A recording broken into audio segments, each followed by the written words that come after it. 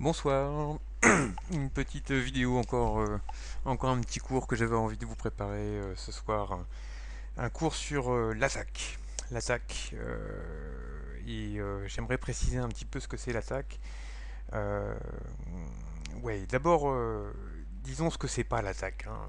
Moi j'entends souvent des débutants dire je vais attaquer le coin, dans le sens je vais envahir le coin, ou je vais attaquer son moyeu, je vais rentrer dans son moyeu. Euh, Ça, c'est plutôt de l'invasion. C'est pas de l'attaque. Au sens le plus large que j'ai pu imaginer euh, de ce qu'on appelle l'attaque, pour moi, c'est euh, tirer parti des faiblesses des groupes adverses pour en tirer un profit. Je vais prendre un exemple qui sera le plus simple qui soit et que tout le monde connaîtra et que généralement on n'appelle pas une attaque, mais je trouve que ça donne une bonne idée de ce que ça peut être l'attaque. Et puis ça nous permettra d'illustrer les concepts que je vais donner sur l'attaque.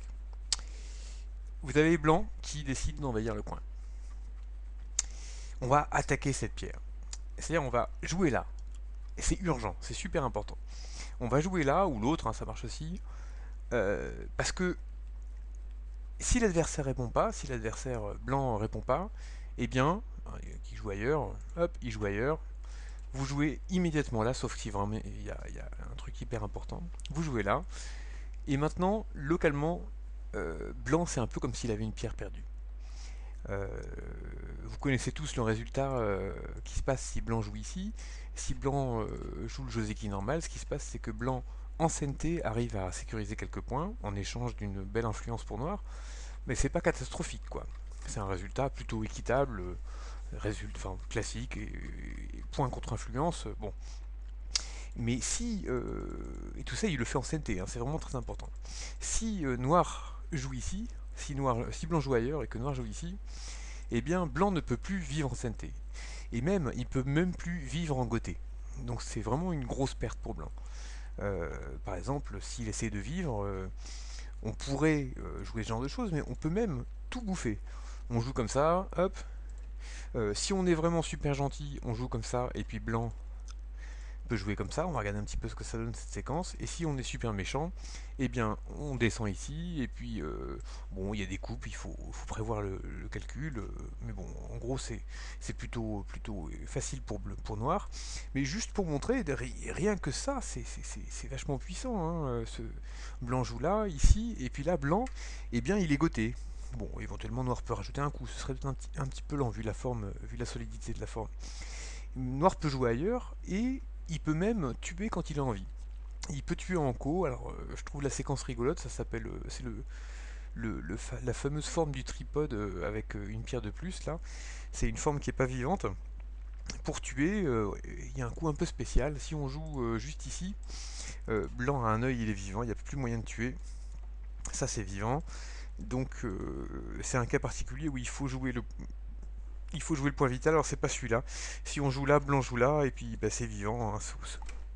Blanc fait son œil, et si noir joue là, bah, blanc fait son œil aussi, donc ça marche pas. Le seul coup qui marche, c'est celui-là. Hop. Donc blanc, on a l'impression qu'il fait son œil, mais noir a un coup super spécial ici.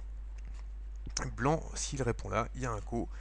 Et ça, c'est embêtant quand même, hein, parce que tout à l'heure, on disait blanc il vient en CNT quand il joue, quand il répond à ce coup-là, et bah, s'il répond pas, bah, il peut faire en goté, il peut même pas vivre mieux qu'avec un co. C'est quand même bien tragique. Bref, le co il est là, et puis bon, si blanc fait ça, ça fait co, et blanc a une autre manière de tenter quelque chose qu'il faut vérifier, c'est ce coup-là. Hein, si on joue ici, eh bien, que je dise pas de conneries, ouais, ça fait co de toute façon. Enfin, si par exemple noir prend le co, euh, ou alors même noir joue ici, quoi qu'il se passe, ce sera co, hein. Ça c'est co. Bref, bref, il y a toujours co.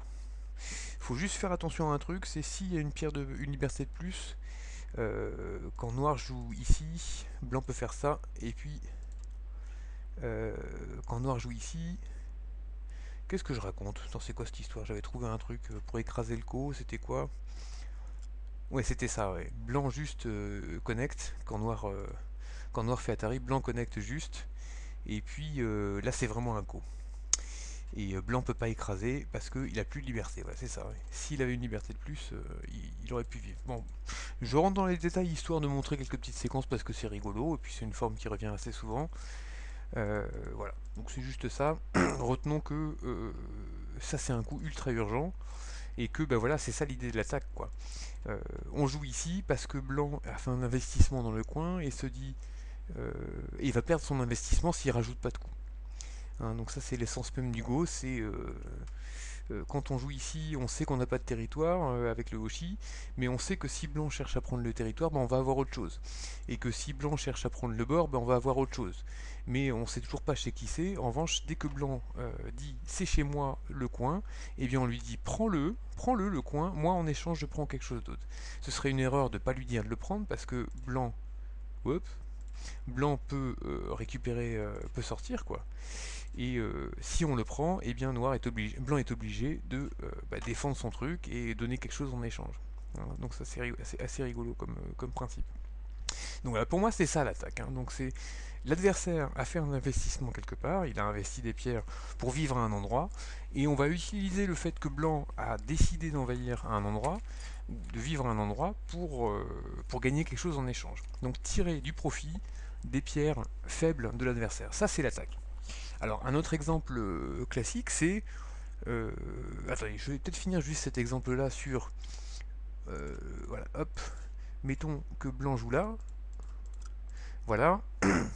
Euh, pourquoi blanc joue ici par exemple? Euh, il est déjà vivant après tout. Hein. Mais s'il ne joue pas ici, noir peut jouer ici, et blanc doit encore ajouter un coup. Ce qui fait que noir a gagné un profit qui est peut-être pas énorme, c'est quelques points, mais c'est un profit substantiel et ancienneté. Donc blanc, plutôt que de laisser noir attaquer son groupe, et bien blanc défend son groupe pour empêcher l'attaque potentielle. Donc ça c'est un concept important qui va revenir souvent. Quand on est dans une position défensive, hein, comme blanc ici, et qu'on voit qu'on peut se faire attaquer, souvent ça vaut le coup de rajouter des coups de défense, juste pour éviter que l'adversaire puisse faire une attaque qui lui rapporte quelque chose. Voilà. Donc ici, voilà, on va défendre son groupe, parce que sinon noir peut gagner pas grand chose, mais 2-3 points en CNT, c'est déjà vachement bien. Voilà, donc c'est ça l'idée de l'attaque. Autre exemple hyper classique, vous avez le Sanrensei noir, truc qui arrive souvent en handicap, et blanc joue ici. Et bien là, c'est pareil, il y a une pierre ici, ce qui fait que blanc a eu du mal à faire une extension sur le bord et donc vivre facilement. Donc on va utiliser cette pierre et dire, puisque blanc tu veux faire quelque chose ici, eh bien fais-le, vis donc, mais moi je vais gagner quelque chose en échange. Et comment est-ce qu'on fait ça? Eh bien on joue ce coup un petit peu spécial qui cherche à alourdir blanc pour que ce soit beaucoup plus difficile pour lui de sacrifier les pierres. Parce que si par exemple on se contente de faire ça, blanc peut dire cette pierre là je m'en fous, et puis je vais aller jouer par là et voir ce qui se passe. Et puis ça se trouve je peux la sacrifier. Alors qu'une fois que l'échange ici a été fait, c'est vachement plus dur de sacrifier. Alors, si blanc fait ça, noir peut sortir et dire tes deux pierres elles craignent, ou même défendre ici et puis dire tes deux pierres elles craignent toujours. Donc, et au lieu d'avoir perdu une seule pierre si tu les sacrifies, tu en as perdu deux. Donc c'est ça l'idée de cet échange. Hein. Donc bon, faites attention avec cet échange-là, notamment, ne le faites pas si jamais il n'y a pas de pierre ici. Hein.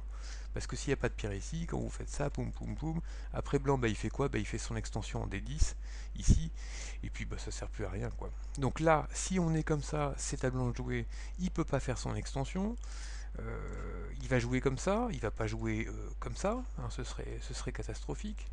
Euh, Là ça renforce énormément noir, donc on va essayer d'éviter, même si des fois on sera obligé de le faire, si on est vraiment obligé de vivre.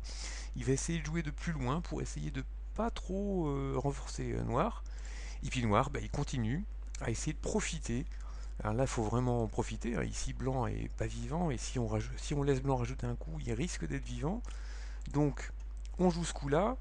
Faut pas croire qu'on est en train de faire des points ici. Il y a beaucoup de gens qui pensent qu'ils sont en train de renforcer leur truc ici et faire des points. Non, c'est encore beaucoup trop fragile pour prétendre à ce que ce soit des points. Mais petit à petit, peut-être, cette force-là, ici, ce Kosumi va créer des points ici ou de la force, on n'en sait rien. Faut pas trop s'emballer. Hein, on se dit, bon, ça c'est un coup qui me rapporte vraisemblablement quelque chose. Bon, c'est déjà pas mal, mais faut pas trop s'emballer là-dessus. Hein. Donc voilà, on enlève juste la base de vie de blanc pour l'obliger à sortir, à jouer des coups qui valent pas de points pendant que nous on joue des points. Et effectivement, quand blanc joue là, il est très clair qu'il fait pas de points, hein. Il joue dans le centre et le centre c'est désert comme dit Fan. Donc on est plutôt content.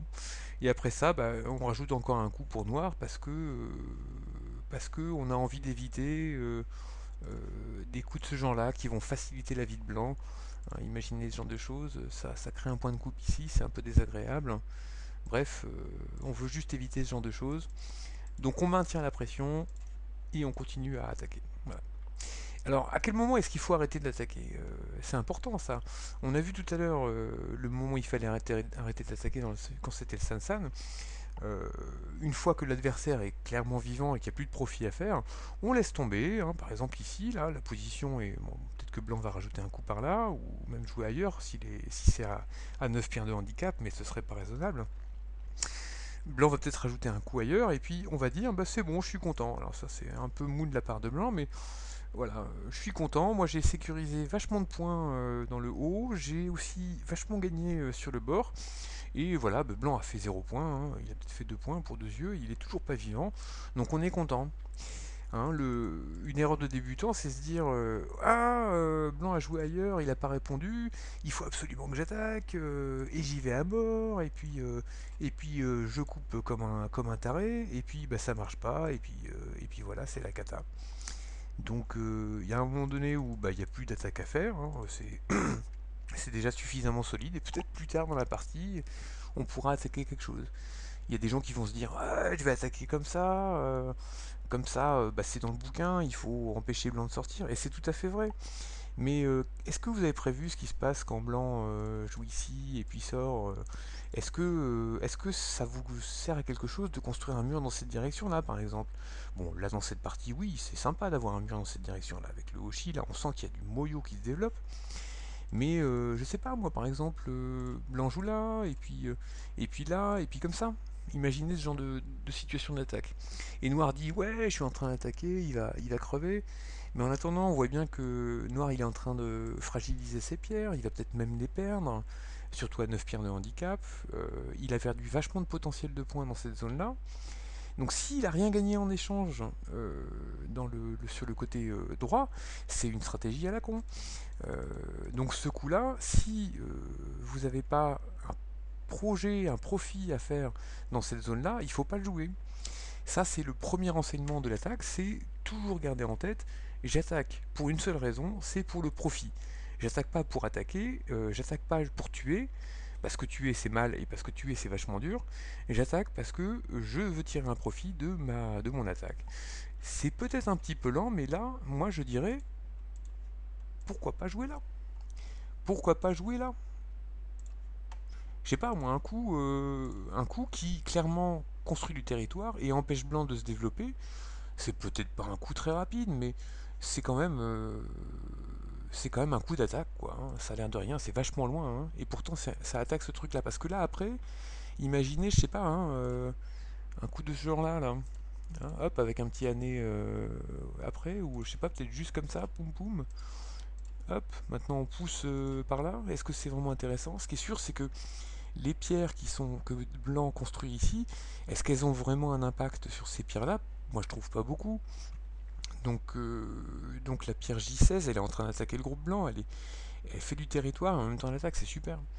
Voilà, voilà. Donc le principe de l'attaque, hein, c'est vraiment ça, le profit, le profit, le profit.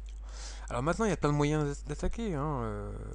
Par exemple, j'ai un exemple qui est tiré d'un... Alors, où est-ce que je l'ai? Je l'ai ici. Voilà, j'ai un exemple qui est tiré du bouquin là, que j'avais traduit et j'en ai reparlé l'autre jour. Là, j'ai relancé la machine pour essayer d'obtenir les droits de traduction et, euh, et publier ça, mais pour l'instant c'est pas fait. Donc j'ai ce bouquin qui est vachement bien, qui est Lessons in the Fundamentals of Go, que j'ai traduit en français, et puis qui un jour peut-être sera publié. Et il y a cet exemple-là que je trouve vachement intéressant. Donc blanc décide enfin, il faut qu'il fasse quelque chose. Hein. Ici c'est juste trop gros. Si noir joue ça, c'est vraiment un joli moyo. Donc blanc décide de manière un peu passive de jouer comme ça, Je dis passif parce que la réponse noire ici est très agréable, hein. Un coup d'attaque qui fait du point dans les coins, c'est vachement bien ça. Quand on peut faire du point en attaquant, on est super content. Parfois on attaque et on sait pas bien ce qu'on gagne, hein, on gagne pas grand chose. Alors là, quand on joue là et qu'on est sûr de faire des points tout en obligeant blanc à s'étendre ici, euh, l'échange est favorable à noir, quoi. Il est content de faire des points. Donc c'est pour ça que je dis que c'est un petit peu mou de la part de blanc.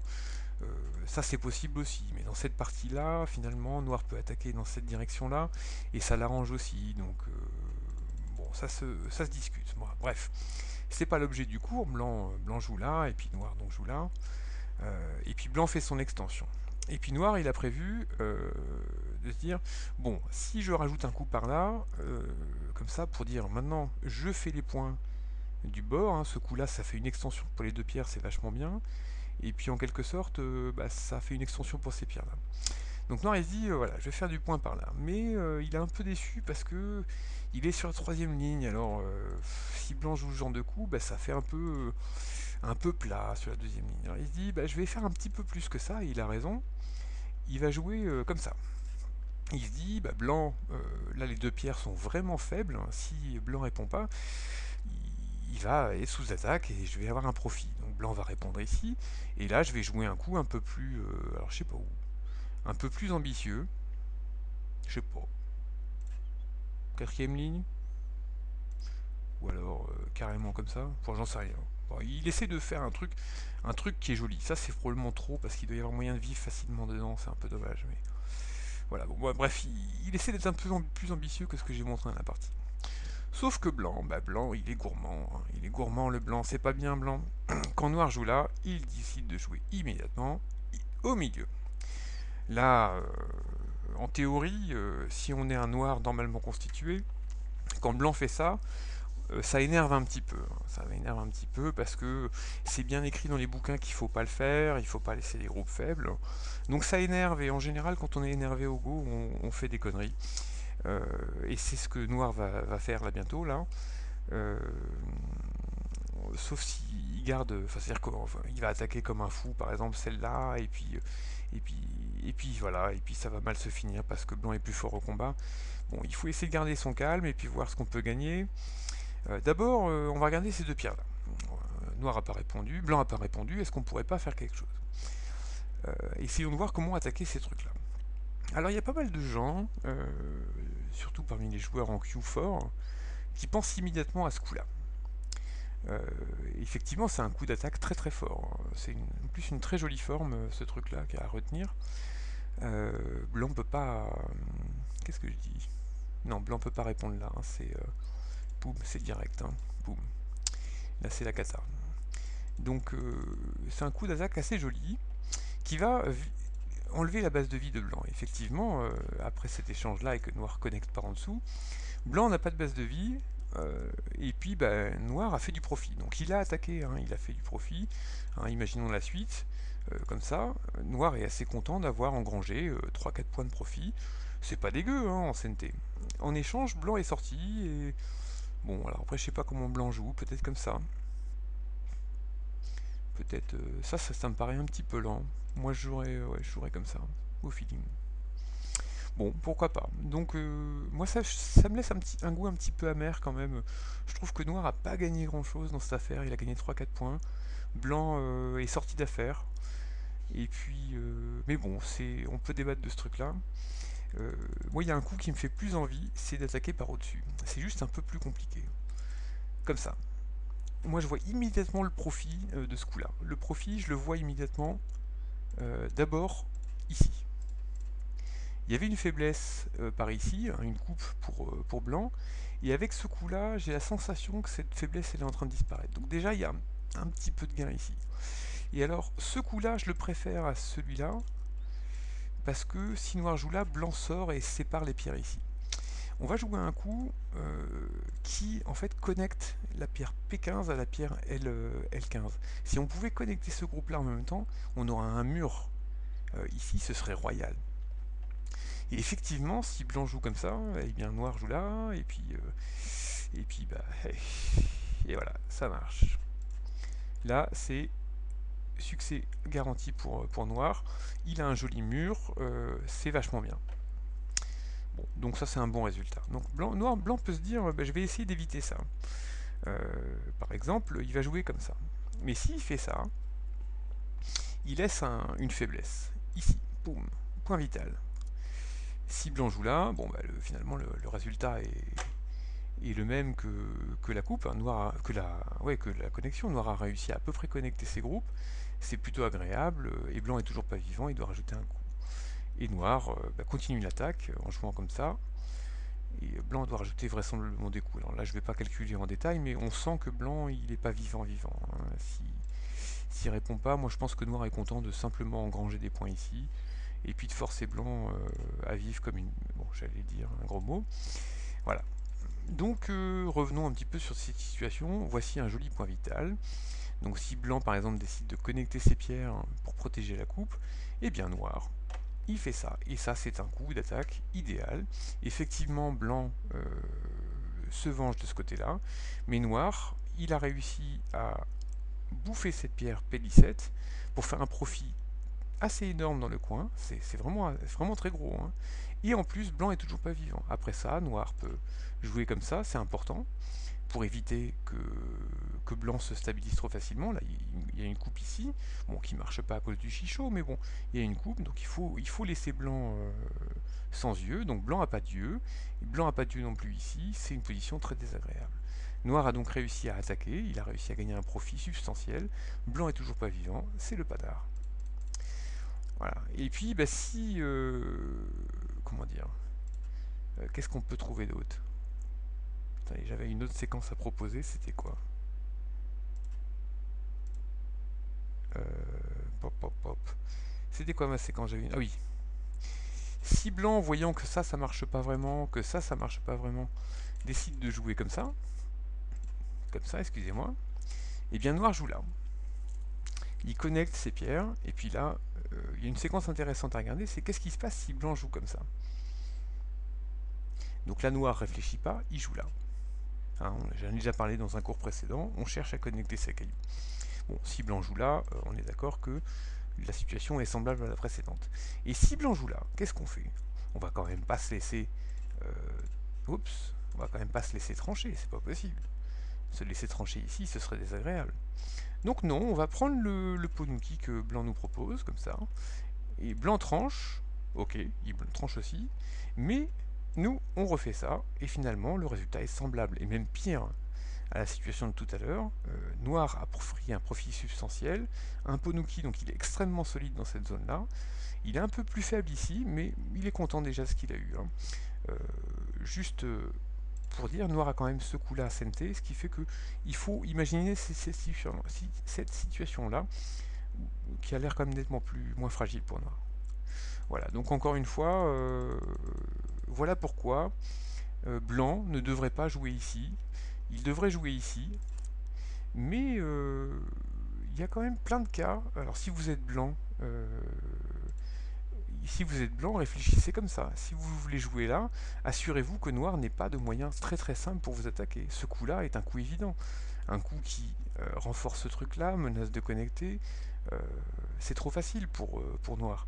Donc là, il fait du profit trop facile. Donc si vous avez l'intention de laisser un groupe faible, demandez-vous, mais est-ce qu'il n'y aurait pas un coup d'attaque de la part de l'adversaire qui lui permettrait de renforcer un moyo, de faire du point immédiatement, de faire des choses simples. Hein, c'est ça qui va conditionner le fait de laisser ou non des groupes faibles ouais, de laisser des groupes faibles. C'est si vous êtes capable de dire si mon groupe il est attaqué, finalement il n'y a pas vraiment de coup dangereux, donc c'est pas grave, je peux laisser le groupe faible et puis j'essaierai de vivre localement ou je sortirai, je serai prêt à subir ça. Voilà, je crois que j'ai donné les exemples les plus classiques de l'attaque et puis si j'en ai un autre qui est intéressant quand même, est-ce que c'est celui-là? Non, c'est pas celui-là, je vais en faire un autre. C'est... euh, ouais, c'est ça. Dernier exemple, pour montrer quand est-ce que c'est pas une bonne idée d'attaquer. Non, pas comme ça. Pas comme ça. On va faire ça. Et puis on va faire ça. Non, on va le faire en blanc celui-là. Voilà. Et puis on va dire... que... Ouais, move, on va dire que c'est à blanc de jouer et qu'il joue ce coup-là. Et là, noir dit, je pince, j'ai appris le Joseki, c'est intéressant parce que ça va me permettre de réduire cette zone-là. Et à ce moment-là, blanc, s'il est gentil, il joue comme ça, et puis et quand blanc joue là, noir dit haha, je fais mon extension et j'ai tout gagné. Sauf que blanc, lui, il va choisir une option un peu plus agressive, comme ça, et puis il va pincer la pierre ici. Et là, c'est la pierre M16 qui se retrouve sous attaque. Et là, on se dit, peut-être c'était pas une bonne idée d'attaquer les pierres blanches. Alors peut-être c'est un cas un petit peu limite ici, hein. Peut-être que c'est une bonne idée ce coup-là, mais il faut garder à l'esprit que ben voilà, on se met dans une position où on va se faire attaquer, quoi. Donc c'est pas très agréable. Notez au passage le coup R13 excellent. Là encore, un coup d'attaque qui défend en même temps le pierre R16. Si on joue pas par là, blanc lui peut attaquer les pierres noires, et puis c'est noir qui se retrouve enfermé. Donc ce coup-là ici est un coup qui évite, qui rend la vie difficile à blanc, et en même temps qui facilite la vie à noir. C'est un coup qu'il faut absolument jouer. Hein, encore, vous avez bien compris le principe de l'attaque et de la défense. On ne laisse pas de groupe faible si l'adversaire a des coups d'attaque qui lui permettent de se renforcer. Bon bref, voilà quoi, donc faut pas attaquer n'importe où. Par exemple, imaginons on transforme un petit peu la situation, je mets des pierres ici comme ça, et blanc, hop, blanc joue ici. Alors là je dis banco, si blanc il joue là, quand blanc joue là, mais vous êtes heureux. Vous sortez la pierre, qu'est-ce qui peut se passer? Qu'est-ce qui peut se passer? Ce coup-là, il attaque la pierre blanche, il attaque ce groupe-là, les deux groupes sont faibles. Blanc peut pas à la fois sauver ça et ça, hein, c'est juste trop pénible. Bref, voilà. Donc voilà, donc le coup d'attaque il est intéressant ici parce que voilà, il y a les deux pierres en face, le Shimari, donc ça développe, on fait du profit et puis on se fait pas attaquer derrière. Voilà, j'espère que... Bon, n'hésitez pas à poser des questions, c'était peut-être un peu compliqué, et puis en même temps j'ai peut-être dit un petit peu de conneries, excusez-moi si je dis des bêtises, mais je crois que c'était à peu près juste ce que j'ai dit. Voilà, ben j'espère que ça vous plaît. A plus.